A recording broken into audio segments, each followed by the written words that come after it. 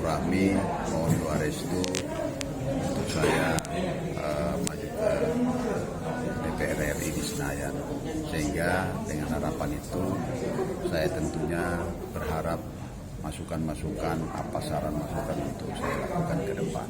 Jadi, dengan pengalaman dan jaringan yang kita miliki, tentunya itulah yang modal saya untuk maju ke sana. Sehingga saya tahu dari mana harus kita masuk, pintu masuknya di mana. Ya, kita tahu bahwa Tanah Toraja Utara ini tidak ada yang bisa menyangkali kalau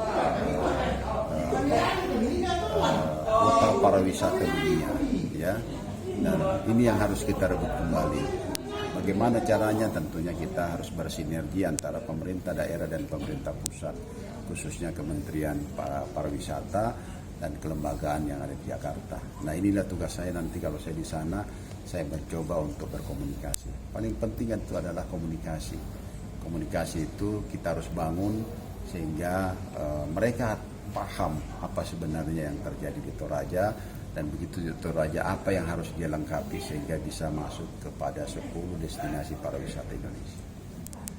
Kita tahu bahwa apa yang saya sampaikan tadi, tahun 80-an itu siapa yang tidak kenal Toraja gitu ya, masuk TFDK, bebas tes ke Unhas dan ke perguruan negeri di manapun ini. Tapi pada saat itu bahkan tidak ada PFDK disamakan statusnya dengan Makassar.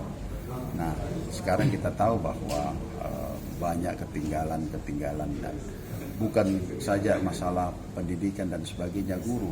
Ini juga guru harus kita perhatikan, guru-guru honorer dan sebagainya. Kemudian anak-anak didik kita, ya, jangan cuma manja saja, tidak mau berharap yang instan, ya, tidak mau belajar, tidak kurang asupan daripada internet, kita juga kurang perlunya mereka belajar dan sebagainya. Saya kira itulah tugas-tugas kita nantinya untuk melakukan jembatan koordinasi dengan Kementerian Pendidikan dan Kebudayaan.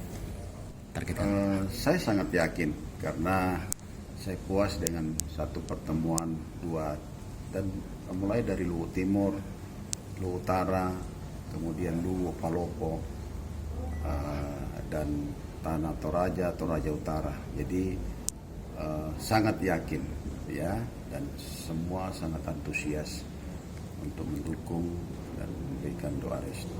Baru, dan saya melihat juga bahwa selama kepemimpinan Pak SBY 2 periode itu hal yang positif yang dilakukan dan banyak perubahan-perubahan yang kita lakukan. Saya kira itu, ya. Ingin begitu ya, Pak. Terima kasih, Pak Jenderal. Ini kan ya pada level nasional tidak diragukan lagi jaringannya, networkingnya, dan ya pada level jabatan beliau kan level nasional. Jadi kalau beliau duduk di sana, saya kira kita tidak ragukan lagi.